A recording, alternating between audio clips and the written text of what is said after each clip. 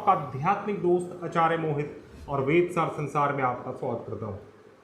दोस्तों, इस वीडियो में हम कुंभ राशि वाले जातक के लिए वर्तमान में होने वाला राहु ग्रह का गोचर किस प्रकार का परिणाम देगा, इसके ऊपर बहुत ही विस्तार से चर्चा करेंगे। इस वीडियो में हम ज्योतिष शास्त्र के कई बहुमूल्य प्रिंसिपल्स को लेते हुए राहु के फल को समझेंगे कि मकर राशि वाले जातक के लिए किस प्रकार का यह गोचर रहने वाला है। क्या यह गोचर आपको ज़्यादा शुभ फल देगा या फिर अशुभ फल देगा। इस गोचर को समझने के लिए आपको यह ध्यान रखना है कि आपको अपने लग्न की राशि तथा चंद्र की राशि दोनों ही राशि के आधार पर इससे समझना है। लग्न की राशि का अर्थ है आपके जन्म के समय आपके फर्स्ट हाउस में यदि 11 नंबर था तो आपके लग्न की राशि कुंभ राशि हुई। उसी प्रकार आपकी कुंडली में चंद्रमा कहीं पर भी स्थित हो, लेकिन जिस भाव में स्थित है उस भाव में यदि 11 नंबर लिखा है तो आपकी चंद्र राशि अर्थात जन्म की राशि आपकी कुंभ राशि हुई। तो दोनों से समझने का तात्पर्य यहाँ पर यह है कि लग्न की राशि से आपके फिजिकल फॉर्म को समझा जा सकता है, आपके फिजिकल एबिलिटी, आपके फिजिकल अपीयरेंस आपके साथ एग्जैक्टली लाइफ में होगा क्या, इन सभी चीज़ों को हम आपके लग्न की राशि से समझते हैं। क्योंकि फर्स्ट हाउस फिजिकल का स्थान है, एक रियलिटी, और जब हम आपके 12th हाउस की बात करते हैं तो ये आउटर डायमेंशन का भाव है। उसी प्रकार ये आपके कर्म स्थान का भाव है, लेकिन ये आपके शरीर का स्थान है। तो आपके शरीर के साथ क्या घटित होगा, इन सभी चीज़ों को लग्न की राशि से देखते हैं। और चंद्रमा आपका मन है और एक ऐसा ग्रह है जो सबसे अधिक आपको प्रभावित करता है। इसीलिए चंद्रमा जहाँ पर बैठे हैं उस राशि को भी देखना आवश्यक है, क्योंकि यह आपका मन होता है। आपके मन के साथ क्या घटित होगा, आपकी क्या मनोधारणा, क्या मनोभावना तथा मन की विकृतियां रहेंगी, आपका मन किस प्रकार से कार्यरत होगा, ये सभी चीज़ों को आपके चंद्र की राशि से देखते हैं। तो आपको इस चीज़ का ध्यान में रखते हुए इस वीडियो को देखना है। यदि आपके लग्न की राशि है तो आपको फिजिकली समझना है इसे, यदि आपके चंद्र की राशि है तो आपको मेंटली समझना है इसे। आपके कॉन्शियस माइंड, आपका माइंड, आपका इमोशन, फीलिंग, इन सभी चीज़ों को चंद्र की राशि से समझना है। दोस्तों, एक बहुत ही विचित्र प्रकार का वीडियो मैंने बनाया था जिसमें मैंने बात किया था सुदर्शन चक्र पर किस प्रकार से गोचर को समझें, जिसमें हम सूर्य की राशि के ऊपर भी बात किए थे कि यदि आपकी कुंडली में सूर्य की राशि में सूर्य जिस राशि में हो उस राशि के आधार पर कैसे हम अपने प्रारब्ध के कर्म को समझ सकते हैं। अपने प्रारब्ध, अपने पूर्व जन्म हमारा क्या कह रहा है, इस गोचर से क्या चाहता है, हमारा आत्मा क्या चाहता है। जैसे मैंने लग्न की राशि से शरीर बोला, चंद्र की राशि से आपका मन बोला, उसी प्रकार सूर्य की राशि से आपके आत्मा के परस्यूट को देखते हैं। तो इस वीडियो को कृपया आप वहाँ पर रेफर करें, मेरे प्लेलिस्ट में आपको मिल जाएगा। और आइए हम वीडियो स्टार्ट करते हैं। वीडियो स्टार्ट करते करते आप सभी से अनुरोध है, कृपया हमारे चैनल को सब्सक्राइब करें और हमारे इस वीडियो को ज़्यादा से ज़्यादा लाइक करें, शेयर करें। और यदि आपको मेरा यह वीडियो पसंद आता है, मेरे बतलाए हुए कंसेप्ट्स आपको पसंद आते हैं, तो कृपया हमारे प्लेलिस्ट को भी आप अवश्य एक बार चेकआउट करें। आइए दोस्तों, वीडियो स्टार्ट करते हैं। जैसा कि आप सभी जानते हैं, अभी वर्तमान में 23 सितंबर 2020 को राहु ग्रह मिथुन राशि से वक्री चाल होते हुए वृषभ राशि में गोचर करेंगे। राहु और केतु सदैव ही वक्री होते हैं, सदैव उल्टा चलने वाले होते हैं, वास्तव में वह उल्टा चलते हैं। उसी प्रकार केतु ग्रह धनु राशि से होते हुए वृश्चिक राशि में गोचर करेंगे। तो इस गोचर का क्या फल आपको प्राप्त होगा यदि आप कुंभ राशि वाले जातक हैं। तो इसे समझने के लिए सबसे पहले हमें यह समझना होगा कि वृषभ राशि क्या है, साथ ही राहु ग्रह का एनर्जी क्या है, वो किस प्रकार से काम करता है। तब हम इसके पूर्ण सिनेरियो को और भी गहनता से समझ पाएंगे। साथ ही हम बहुत अनेक प्रकार के यहाँ पर प्रिंसिपल्स लेंगे और राहु के बहुत ही विख्यात फल को, बहुत ही विस्तृत फल को समझेंगे। बहुत ही डीप विश्लेषण होने वाला है, अतः आप वीडियो को पूरा देखें। आइए समझते हैं वृषभ राशि क्या है। वृषभ राशि आपकी कुंडली का मूल रूप से द्वितीय भाव है। कुंडली का द्वितीय भाव आपके परिवार, जमा धन, आपका वैल्यू सिस्टम, आपका एसेट्स, परिवार से प्राप्त अपना वैल्यू सिस्टम या फिर संस्कार का भाव है। दैनिक रूप से किस प्रकार के भोजन आप करना पसंद करते हैं तथा आपका वाणी, आपका स्पीच और आपका नेत्र, इन सभी चीज़ों को हम आपकी कुंडली के वृषभ राशि से समझते हैं, द्वितीय भाव से समझते हैं। और इस राशि के स्वामी शुक्र ग्रह माने गए हैं। शुक्र एक भौतिकवाद ग्रह है, भौतिकता का कारक ग्रह है, समृद्धि सुख का कारक ग्रह है। और राहु भी एक मेटलिस्टिक ग्रह है। जब यह ग्रह वृषभ राशि में आता है तो कई विद्वानों का यह मत है कि यह अपना उच्च का फल प्रदान करते हैं। आइए समझते हैं राहु ग्रह क्या है। ज्योतिष शास्त्र में राहु ग्रह को एक भ्रमितता तथा पाप ग्रह माना गया है, पाप का कारक ग्रह माना गया है। यह सदैव जातक को भ्रमित किए रहता है। काल पुरुष में इसे काल पुरुष का दुख, शोक, पीड़ा, व्याधि माना जाता है। लेकिन क्या यह राहु सदैव अशुभ फलप्रद ही होता है? क्या यह अशुभ फल देने के लिए ही बना है? मैं आपको बतला दूं, यह ग्रह सबसे अधिक शुभ फल देने के लिए बना हुआ है। लेकिन चूंकि यह ग्रह वक्री है तो इसका फल भी हमें वक्री के समान लगता है। जब हम राहु के अनुकूल हो जाएंगे तो राहु आपको मुक्ति भी दे सकता है।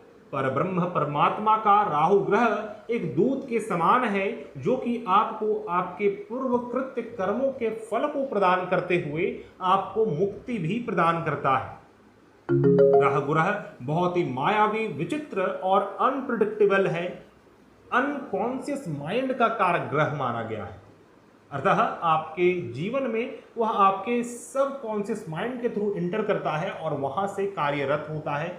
आप कुछ वैसे कार्य कर जाएंगे जो आप खुद नहीं है, वो आपसे कभी नहीं हो सकते उस प्रकार के कार्य। तो फिर भी कैसे हो गया? तो वह राहु उसका कारक तत्व रहता है। राहु उस प्रकार से कार्य करता है कि आपसे जो अनजाने में भी कार्य सिद्ध हो जाते हैं वह राहु ही करवाता है। यदि राहु ग्रह के पूर्ण कैरेक्टरिस्टिक को समझा जाए तो शास्त्रों में कई ऐसे मैथोलॉजिकल स्टोरीज हैं जिसके आधार पर हम उसके कुछ कैरेक्टरिस्टिक को समझ सकते हैं। लेकिन राहु ग्रह को समझना नामुमकिन है।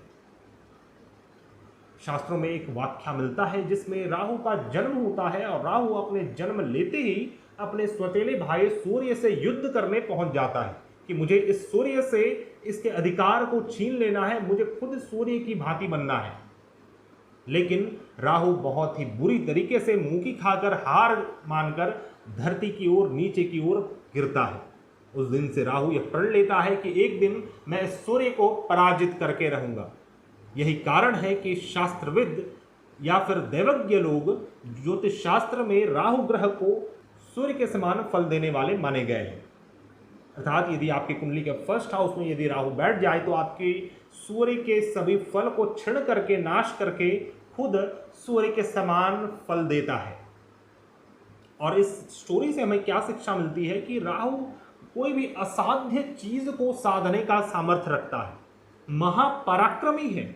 सूर्य से लड़ने का सामर्थ्य किसी के अंदर नहीं है, लेकिन राहु ग्रह इतना महापराक्रमी है कि वह सूर्य से लड़ने निकल जाता है।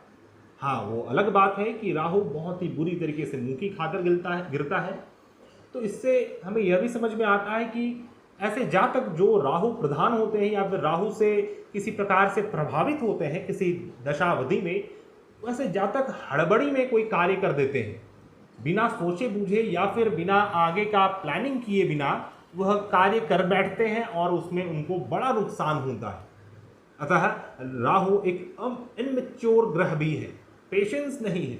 अतः आपको चाहिए कि पेशेंस डेवलप करें, मैच्योरिटी डेवलप करें, अवश्य ही राहु आपको जीत दिलाता है। राहु से निमित्त एक और भी कथा में मिलता है जिसमें यह पता चलता है कि समुद्र मंथन के समय जब विष्णु भगवान देवताओं को अमृत पान करवा रहे थे, उस समय स्वरभानु नामक एक राक्षस, जो कि राक्षसों के मध्य बैठा था, अमृत का इंतजार कर रहा था, उसके दिमाग में कुछ खलबली मची और वह अपने रूप रंग, अपने वेश को चेंज करके देवताओं के मध्य बैठ जाता है और अमृत पान कर लेता है। इसी मध्य सूर्य और चंद्रमा उसे आइडेंटिफाई करके सूर्य नारायण को बतलाते हैं और नारायण अपने सुदर्शन चक्र से स्वरभानु का सर और धड़ अलग कर देते हैं। चूंकि वह राक्षस ने अमृत पान कर लिया था, अतः वह अमर हो जाता है, लेकिन उसका सर और धड़ अलग रहता है और वही राहु और केतु है। इस कथा का और भी बहुत लंबा विस्तार है, जिसमें हम ये जानते हैं कि कैसे राहु केतु को ग्रहों के एडमिनिस्ट्रेशन में आधिपत्य मिलता है, देवताओं के मध्य स्वर्ग में स्थापित होता है। शिव की कृपा से, महादेव की कृपा से राहु और केतु को ग्रहों की उपाधि मिलती है। तो बहुत ही लंबा कथा है। तो इसमें हम ये समझ सकते हैं कि राहु असाध्य चीज़ों को साधने का सामर्थ्य रखता है। किसी भी स्थिति में, किसी भी प्रकार की स्थिति में राहु ढल सकता है, किसी भी इन्वायरमेंट में ढल सकता है और उस इन्वायरमेंट में ग्रेटेस्ट टू ग्रेटेस्ट एफिशिएंट और इफेक्टिव परिणाम निकाल सकता है। राहु के अंदर यह सामर्थ्य है, वह किसी को भी, किसी के दिमाग को भी घुमा सकता है। राहु परम इंटेलिजेंट है, परम पराक्रमी है और किसी भी प्रकार से वह अपने कार्य को सिद्ध करना जानता है। तो दोस्तों, राहु एक मुक्ति का कारक ग्रह भी माना गया है। तो किस प्रकार वह मुक्ति का कारक ग्रह है, यह हम वीडियो के अंत में बात करेंगे, क्योंकि राहु से निमित्त यदि हम उसके गुणगान को गाने लगे तो 1, 2, 3 वीडियो भी कम पड़ेगा। अतः हम अपने मुख्य टॉपिक, अपने बेसिक टॉपिक पे आते हुए ये समझते हैं कि कुंभ राशि वाले जातक के लिए राहु केतु का यह गोचर किस प्रकार का परिणाम देगा। तो सबसे पहले हमने जाना कि वृषभ राशि क्या है, राहु क्या है। अतः आप समझ सकते हैं कि राहु इस प्रकार का प्लैनेट होते हुए शुक्र के इस वृषभ राशि में बहुत ही चेयरफुल, बहुत ही हैप्पीनेस फीलिंग करता है। तो राहु आपके कुंभ राशि वाले जातक के लिए चतुर्थ भाव में गोचर करेंगे और केतु ग्रह आपके दशम भाव में गोचर करेंगे। तो मैं आपको बतला दूं, कुंभ राशि वाले जातक के लिए यह गोचर पूर्ण रूप से शुभ परिणाम नहीं देने वाला है। लेकिन क्या यह सिर्फ और सिर्फ आपको अशुभ परिणाम ही देगा या फिर इसके कुछ शुभ फल भी हैं? आइए हम विस्तार से चर्चा करते हैं। तो सबसे पहले आप फिर से ध्यान रखेंगे कि लग्न राशि और चंद्र राशि दोनों के ही आधार पर आपको समझना है। राहु आपके चतुर्थ भाव में गोचर करेगा तो आपके जीवन में सुख समृद्धि की बढ़ोतरी होगी। पहले जो अच्छा होगा उसके ऊपर हम बात करते हैं।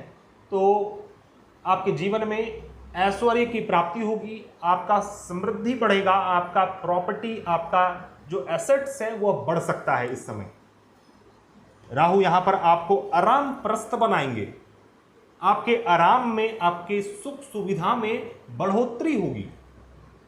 लेकिन इसी के साथ साथ राहु आपके घर में कुछ ऐसी स्थिति, ऐसे सिचुएशन क्रिएट करेगा कि आपके घर में या तो पितृदोष या फिर वास्तु दोष का निर्माण हो जाए। अतः आपको अपने घर को बिल्कुल साफ सुथरा रखना चाहिए। आपका जो अपना बेडरूम है उसमें कुछ परेशानी उत्पन्न हो सकती है। यदि आप अपने बेडरूम में मिरर रखते हैं तो उस मिरर को अभी 18 माह के लिए आप हटा दें। अन्यथा आपके अपने निजी जीवन में कुछ समस्याओं को उत्पन्न कर सकता है, आपकी माताजी के जीवन में कुछ समस्याओं को उत्पन्न कर सकता है। मे बी पॉसिबल इस समय आपको अपना घर चेंज करना पड़े। इस समय आप अपने घर को चेंज करेंगे। यदि आप रेंटेड हाउस में रहते हैं तब तो राहु आपके लिए और भी अशुभ फल देने वाला है। इस समय आप अपने घर को चेंज करेंगे, अपने कर्म स्थान को, अपने वर्क को भी चेंज करेंगे। और केतु का यह गोचर आपके 10th हाउस के लिए अशुभ फल प्रद रहेगा। कहीं ना कहीं राहु का तो थोड़ा ज़्यादा अच्छा रहेगा, लेकिन केतु का तो पूर्ण रूप से अशुभ रहेगा, क्योंकि केतु ग्रह कर्म का एंडिंग है, जहाँ पर कर्म की समाप्ति होती है। मैं ये क्या कह रहा हूँ इसके ऊपर हम वीडियो के अंत में चर्चा करेंगे, क्योंकि अभी हम सिर्फ पहले हम फलादेश कर लेते हैं। तो केतु कर्मों का एंडिंग है, पूर्व जन्म के कर्म का भी एंडिंग है, और यहाँ पर कर्म का प्रारंभ है, यहाँ से कर्म खुलता है। तो यह आपके कर्म को ब्लॉक करेगा। आप जो भी कर्म करेंगे उसका अनुकूल फल आपको इस समय प्राप्त नहीं होगा। आप जो भी नए कार्य शुरू करेंगे उसमें आपको असफलता प्राप्त होगी। आपके जो पुराने कार्य हैं उसमें आपको असफलता मिल सकती है। आप अपने पुराने कार्य को छोड़ सकते हैं इस समय। आप अपने वर्क प्लेस, वर्क स्थान को में भी छोड़ेंगे आप, और उसके बाद संघर्ष अधिक बढ़ जाएगा आपके जीवन में। अतः जो आपका कर्म स्थान है, अभी जो भी ऑफिस, जहाँ पर भी आप जॉब करते हैं या फिर कुछ कार्य को करते हैं, तो उसे आप अभी पकड़े रहें। परेशानी उत्पन्न होगी और ऐसा मन करेगा कि आप छोड़ दें, क्योंकि राहु की भी दृष्टि पड़ रही है यहाँ पर। तो राहु आपको प्रेरित करेगा कि आप नए कार्य के लिए अग्रसर करें। नए कार्य को करने के लिए आप अपना किसी प्लानिंग को करें या फिर कुछ करें कार्य, लेकिन इस समय केतु आपको असफलता प्रदान करेंगे कर्मस्थान में। आप अपने कर्मस्थान में आइसोलेटेड हो सकते हैं, आपके मित्रगण, आपके बॉसेस, आपके जो कलीग्स हैं, पीयर्स हैं, सबऑर्डिनेट्स हैं, उनसे आप कट ऑफ हो सकते हैं। इस समय आप आइसोलेट हो सकते हैं अपने कर्मस्थान में, और उसके कारण आपको मानसिक रूप से पीड़ा हो सकती है। तो यह समय राहु और केतु आपके लिए बहुत ही अच्छा फल तो नहीं बना रहे, लेकिन क्या यह समय सिर्फ और सिर्फ आपको अशुभ फल ही देगा? तो आइए जानते हैं किस प्रकार से राहु ग्रह का यह गोचर आपकी कुंडली में अच्छे फल को भी बना रहा है। ज्योतिष शास्त्र में कुछ प्रिंसिपल्स है जिससे हमें यह समझ में आता है कि किसी भी भाव से यदि राहु ग्रह तीसरे, छठे, 10वें और 11वें में रहे तो उस भाव से रिलेटेड आपको शुभ फल प्रदान करते हैं, और अवश्य ही किसी न किसी भाव से राहु तीसरे, छठे, 10वें और 11वें में होंगे। अतः इसे हमें यह पता चलता है कि राहु कितना भी नीच का हो, किसी भी भाव में हो, वह सदैव आपको अशुभ फल नहीं देता, या फिर सदैव शुभ फल भी नहीं देता। क्योंकि किसी भाव से राहु अष्टम और द्वादश में हो तो आपको उस भाव से रिलेटेड अशुभ फल देते हैं। तो किस प्रकार का शुभ फल होगा, किस प्रकार का अशुभ फल होगा, हम विस्तार से अभी चर्चा कर रहे हैं। आइए समझते हैं राहु कौन कौन से भाव के लिए आपको अच्छा फल देंगे। राहु आपके सेकंड हाउस से आपके थर्ड हाउस में स्थित हैं, अर्थात आप अपने सेकंड हाउस के लिए एफर्ट को करेंगे। आप अपने सेकंड हाउस के लिए आपका पराक्रम की वृद्धि होगी। तो आपका सेकंड हाउस क्या है? आपका सेकंड हाउस मैंने बताया था, वृषभ राशि जो है वही सेकंड हाउस है। तो आपका सेकंड हाउस आपका जमा धन है, आपका इनकम है, जो डेली बेसिस पे इनकम होता है, वो सभी इनकम सेकंड हाउस से देखते हैं। आपके परिवार का स्थान है, आपके एसेट्स का स्थान है, आपके अपने संस्कारों का स्थान है। वैसे भोजन जो आप नित्य करना पसंद करते हैं, तो इन चीज़ों के प्रति राहु यहाँ से तीसरे होकर एफर्ट डालेंगे। आप अपने धन को जमा करने के लिए, अपने एसेट्स को जमा करने के लिए इस समय एफर्ट डालेंगे, और उस एफर्ट का आपको अच्छा फल परिणाम प्राप्त होगा। राहु आपके धन को इस समय जमा करेंगे, बस थोड़ी सी एफर्ट डालने की जरूरत है। इस भाव से रिलेटेड जो भी आप एफर्ट डालेंगे उसमें आपको अच्छे फल प्राप्त होंगे।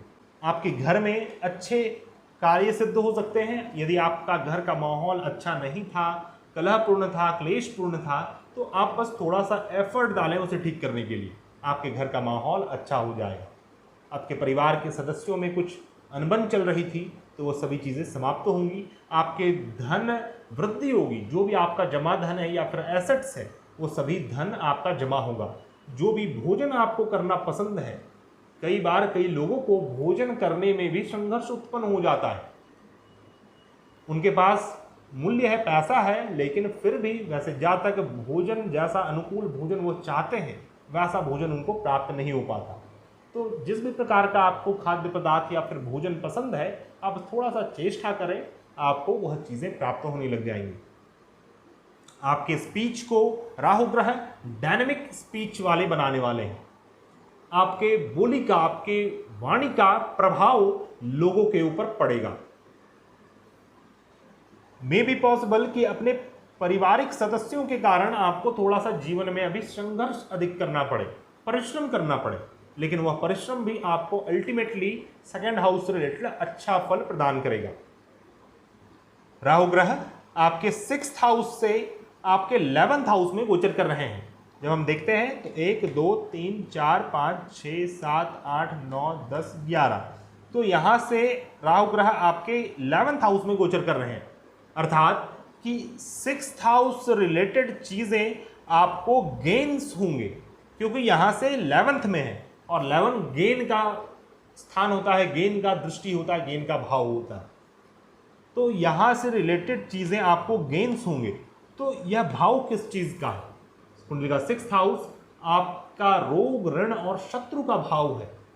साथ ही यह आपके कार्यस्थान के माहौल, कार्यस्थान के इन्वायरमेंट, वातावरण का स्थान है। तो आपके कार्यस्थान में कुछ भी गड़बड़ी चल रही थी, आपके कार्यस्थान का माहौल आपके अनुकूल नहीं था, आपके सुखद नहीं था, मोटिवेशनल लेवल वहाँ पर डाउन रहता था, तो इस समय ये सभी चीज़ें समाप्त होंगी और इससे संबंधित आय होगा। आपके शत्रुओं से आपको इस समय फायदा होगा, आपके रोग से आपको फायदा होगा, साथ ही किसी बड़े रोग से आप जूझ रहे थे तो उस रोग में कमी उत्पन्न होगी, वह रोग कंट्रोल होगा।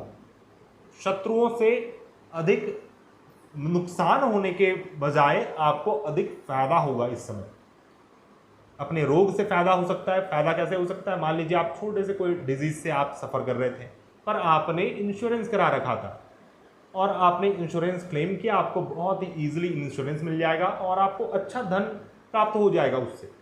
और आपने उस चीज़ में अपना हेल्थ चेकअप भी करवा लिया, एक्स्ट्रा हेल्थ चेकअप करा लिया, और भी कुछ ट्रीटमेंट था वो आपने करा लिया। तो ये मिला जुलाकर आपके शरीर के लिए, आपके रोग ऋण और शत्रु के लिए बहुत ही अच्छा है।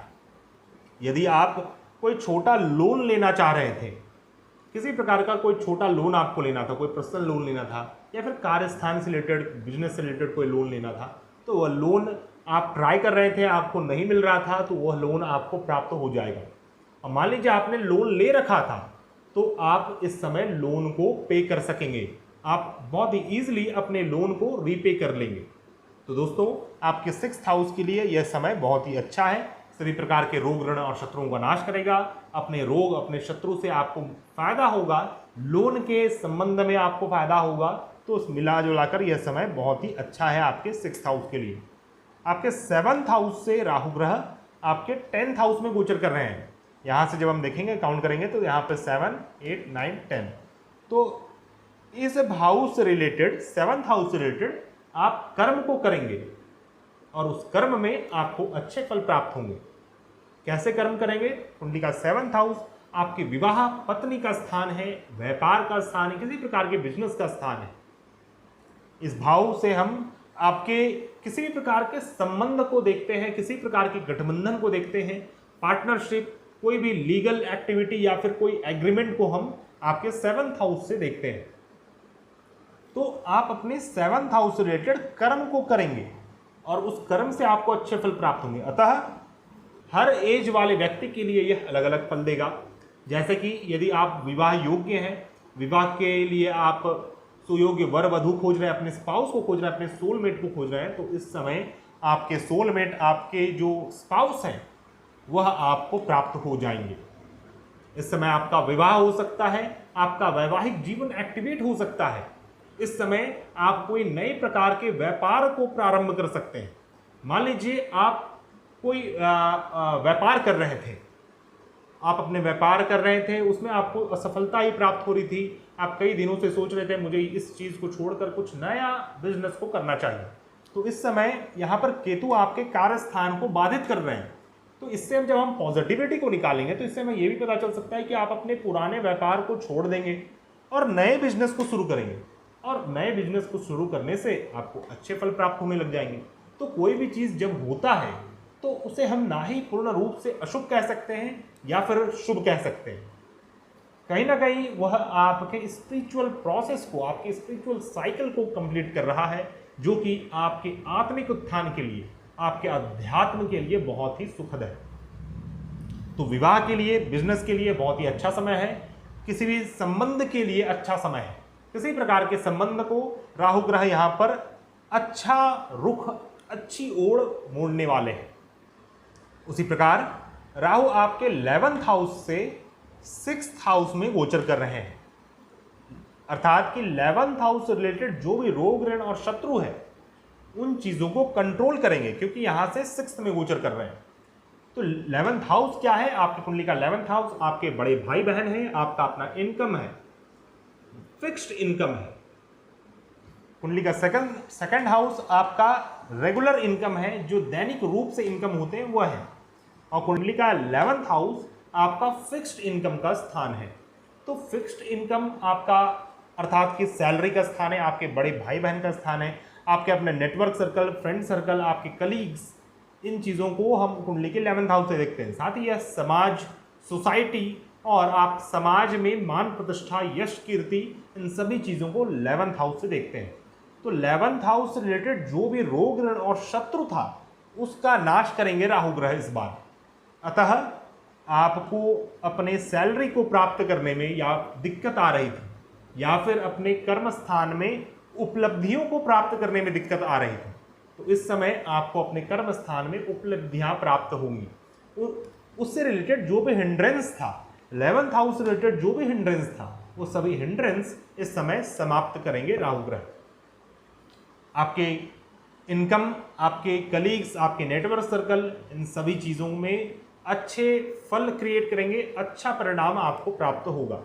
आपका नेटवर्क सर्कल इसमें बढ़ेगा। नेटवर्क सर्कल के कारण या फिर मित्रगण, फ्रेंड सर्कल के कारण या फिर अपने कलीग्स के ही कारण आपको यदि परेशानी आ रही थी, तो वो सभी परेशानियां समाप्त होंगी और आपकी इनकम के लिए बहुत ही अच्छा है। तो दोस्तों, हमने यहाँ पर यह जाना कि किस प्रकार राहु ग्रह आपको अच्छे फल भी प्रदान कर रहे हैं। आपकी कुंडली के 2nd house, 6th house, 7th house और 11th हाउस के लिए राहु ग्रह बहुत ही अच्छा फल आपको दे रहे हैं। आइए हम समझते हैं राहु आपके किन किन भावों के लिए अशुभ फल प्रदान करेंगे। राहु ग्रह आपके 5th हाउस से 12th हाउस में गोचर कर रहे हैं, अतः आपके 5th हाउस के लॉसेस को कर रहे हैं। यहाँ पर द्वितीय द्वादश का योग बन रहा है, अर्थात कि इससे संबंधित दरिद्रता, इससे संबंधित लॉसेस आपको क्रिएट होगा।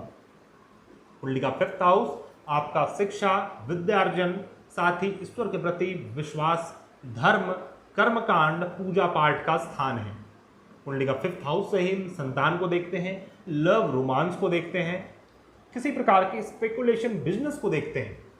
तो आप देख सकते हैं, कोई टीनेजर है या फिर कोई यंग एज में है तो उनके लिए लव रोमांस है, कोई विवाह के योग्य है तब भी उनके लिए लव रोमांस है। यदि कोई व्यक्ति बिजनेसमैन है, शेयर मार्केट में इन्वेस्ट करता है, तो उनके लिए भी ये 5th हाउस है स्पेकुलेशन बिजनेस के लिए। कोई संतान अभिलाषक है, संतान जिसको चाहिए, तो या फिर संतान जिनका है, उनके लिए भी यह हाउस इंपॉर्टेंट। तो एक हाउस से कई सारी चीज़ों को हम देखते हैं और फलादेश भी उसी प्रकार से हम करना होगा। जैसे कि इस हाउस का लॉस, अर्थात कि जिनका संतान है या फिर कोई संतान कंसीव किए हुए हैं, उनके संतान का लॉस हो सकता है। इस समय मिसकैरेज हो सकता है, या फिर आपके संतान हैं तो संतान का लॉस हो सकता है, या फिर आपके संतान का वह एज पार हो गया है कि उनका लॉस हो जाए, तो संतान के जीवन में कुछ लॉसेस हो सकते हैं, या आपके रिलेशनशिप, आपके विवाह, आपके जो लव रिलेशनशिप है, आपके रोमांटिक जो जीवन है, उसका भी नाश करेगा। साथ ही इस भाव के लॉस के कारण आपका मन पूजा पाठ, धर्म, अध्यात्म, कर्म कांड से हट सकता है। आप अपने धर्म से विरुद्ध हो सकते हैं। जो भी धर्म का नित्य रूप से आप पालन करते थे, मे भी आप इस समय पालन ना कर पाए। यह समय आपके शिक्षा अर्जन, विद्यार्जन के लिए भी अशुभ है। आप यदि विद्यार्थी हैं, यदि आप पढ़ने लिखने वाले व्यक्ति हैं, तो आपको इस समय नुकसान हो सकता है। अपने स्टडी में आपको अच्छे फल प्राप्त नहीं होंगे। यदि आप यूजी करने वाले व्यक्ति हैं, अंडर ग्रेजुएट आप करने जा रहे हैं, आप जस्ट अभी 12th पास किए हैं, तो भी यह समय आपके अंडर ग्रेजुएशन के लिए अच्छा नहीं रहेगा। मे बी राहु आपको ड्रॉप करा दे, 1 वर्ष आपको बैठना पड़ जाए। तो इस प्रकार का परिणाम आपके 5th हाउस के लिए बना रहा है। साथ ही यह आपका त्रिकोण का भाव है, और यहाँ पर आप देख सकते हैं दूसरा त्रिकोण का भाव भी राहु ग्रह घायल कर रहे हैं। अतः आपके 5th हाउस और 9th हाउस जब दोनों को ही राहु ग्रह घायल करते हैं, तो आपके ऊपर ईश्वर, पितर, गुरु, इन सभी चीज़ों की कृपा हट जाती है। अतः आपको ज़्यादा से ज़्यादा धर्म कार्य करना चाहिए, अन्यथा किसी भी वक्त सावधानी हटी और दुर्घटना घटी वाली स्थिति उत्पन्न हो सकती है। कुंडली के 9th हाउस से राहु ग्रह 8म भाव में गोचर कर रहे हैं। यहाँ पर काउंट करते हैं तो 7 होता है और यहाँ पर 8। तो कुंडली के 9th हाउस के लिए षडाष्टक योग का निर्माण हो रहा है।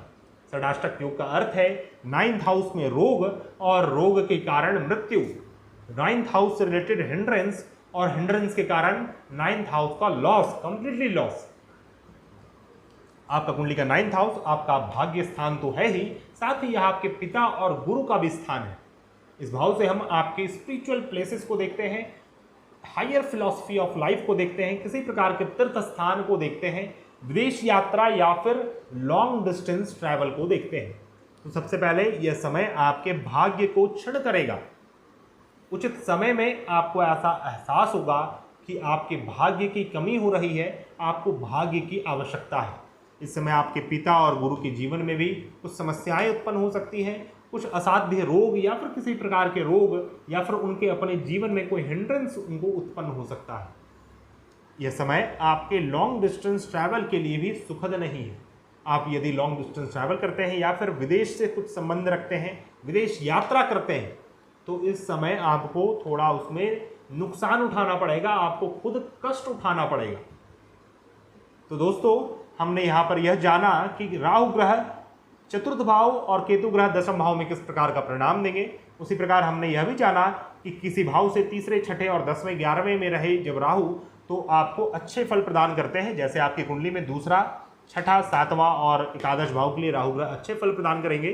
किसी भी भाव से राहु ग्रह जब अष्टम और द्वादश में होते हैं तो आपको उससे संबंधित बैड इफेक्ट्स देते हैं। जैसे आपके पंचम और नवम के लिए राहु ग्रह अच्छा परिणाम नहीं देने वाले। दोस्तों, राहु ग्रह जहां पर स्थित होते हैं वहां से पंचम, सप्तम और नवम दृष्टि डालते हैं। आइए जानते हैं आपकी कुंडली में राहु ग्रह का यह दृष्टि किस प्रकार का परिणाम देने वाला है। आपकी कुंडली में राहु ग्रह आपके चतुर्थ भाव में है और चतुर्थ भाव से पंचम दृष्टि आपके अष्टम भाव को डाल रहे हैं। सप्तम दृष्टि आपके दशम भाव को डालते हैं और नवम दृष्टि आपके द्वादश भाव को डाल रहे हैं। वैसे तो राहु ग्रह एक ऐसे प्लैनेट है जो कि क्रूर है, एक पाप ग्रह है, अतः अपने पाप फल को ही दृष्टिवश देते हैं। जहां पर भी राहु की दृष्टि पड़ती है उस भाव से संबंधित जो भी शुभ फल है उस शुभ फल में कमी उत्पन्न करते हैं। राहु ग्रह पंचम दृष्टि किसी चीज को सीखने के लिए चाहते हैं। जिस भी भाव में पंचम दृष्टि पड़ रही है राहु की, उस भाव से रिलेटेड चीजें राहु ग्रह सीखना चाहते हैं। राहु का पंचम दृष्टि अष्टम भाव में पड़ रहा है। सबसे पहले तो यह अनवांटेड इवेंट्स आपके जीवन में क्रिएट करेंगे। अचानक से उत्पन्न होने वाले इवेंट्स जिसमें एक्सीडेंट्स भी आता है, तो आपके जीवन में कुछ ऐसे एक्टिविटी उत्पन्न होगी जिसके कारण आपके रक्त का लॉस हो सकता है। अचानक से शरीर में कुछ नुकसान आ सकता है, कोई बड़ा रोग अचानक से क्रिएट हो सकता है, तो आपको सावधान रहना चाहिए।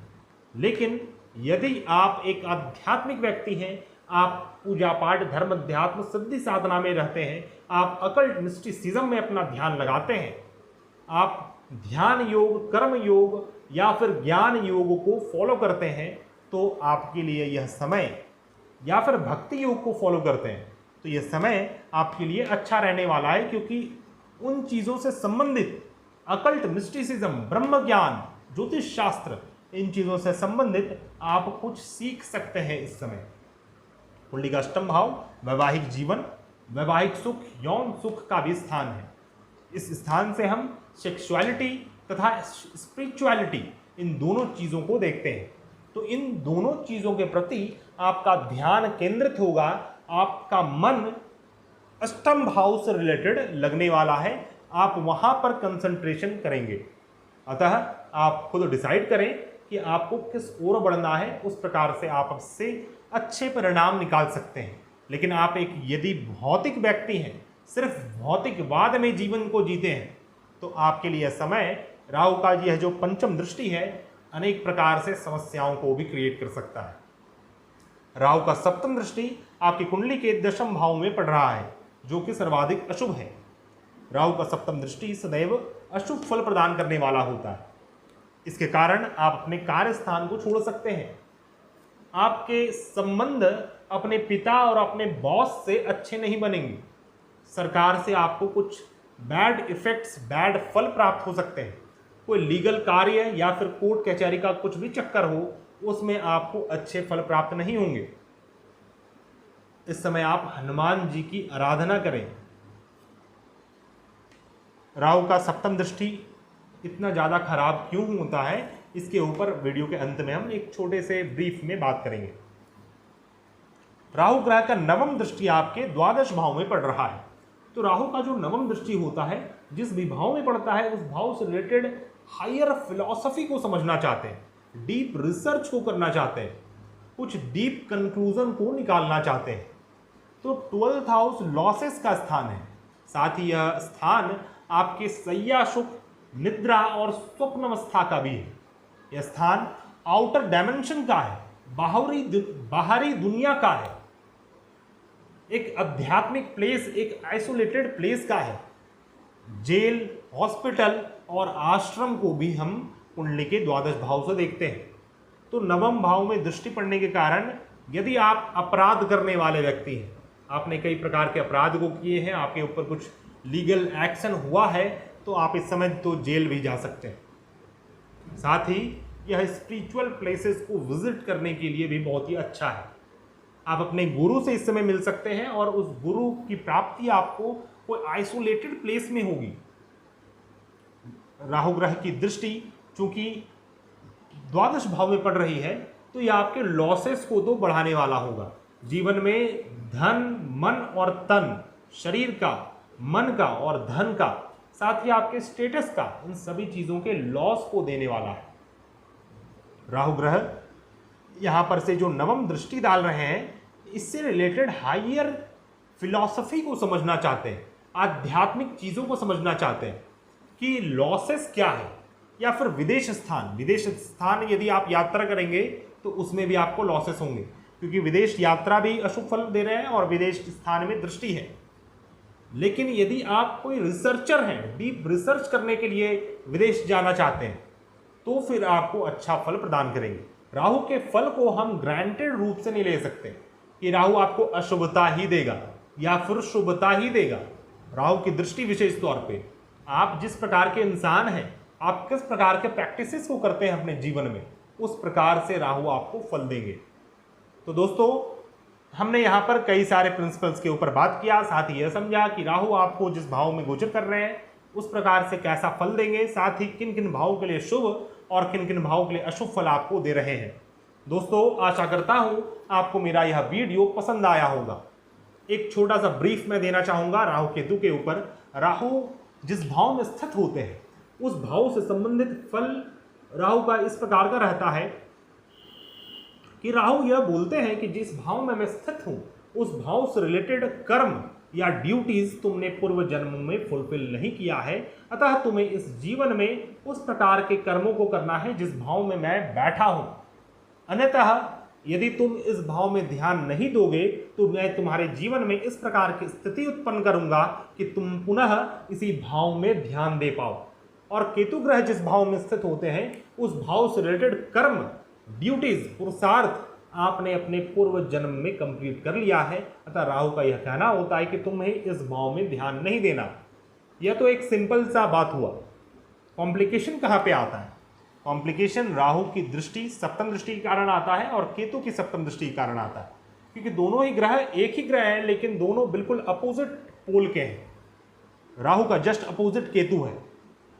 तो राहु जो चाह रहा है यहाँ पर बैठ के, वही चीज अपने सप्तम दृष्टि से भी चाहता है, और केतु जो यहाँ पर चाह रहे हैं वही चीज यहाँ पर सप्तम दृष्टि से चाहते हैं। इस कारण क्या होता है कि जीवन में एक टग ऑफ वार क्रिएट होता है, एक खींचातानी की स्थिति उत्पन्न होती है, और कोई भी जातक आप 9 में से 7 ग्रह से अपने पिंड को छुड़ा सकते हैं, अपने को शांति प्रदान कर सकते हैं, लेकिन राहु केतु से बच पाना, राहु केतु के इस एक्सेस से बच पाना बहुत ही मुश्किल है। और जो जातक राहु केतु को पूर्ण रूप से समझ लेता है, उसकी दृष्टियों को समझ लेता है, राहु केतु वास्तव में आपसे क्या चाहते हैं, इन सभी चीजों को समझ लेता है, वही जातक अपने जीवन में सुखी है। अन्यथा हर एक व्यक्ति इस चीज से पीड़ित ही है। राहु और केतु एक आध्यात्मिक ग्रह है, मैं फिर से आपको बतला दूं। जिस प्रकार चंद्रमा एक बहुत ही शुभ ग्रह है, चंद्रमा को कॉन्शियस माइंड कहा गया है, तो राहु केतु को path of that conscious mind कहा गया है। अर्थात जिस पाथ में चंद्रमा भ्रमण करते हैं उस पाथ का जो नॉर्थ नोड है वह राहु है और साउथ नोड केतु कहलाता है।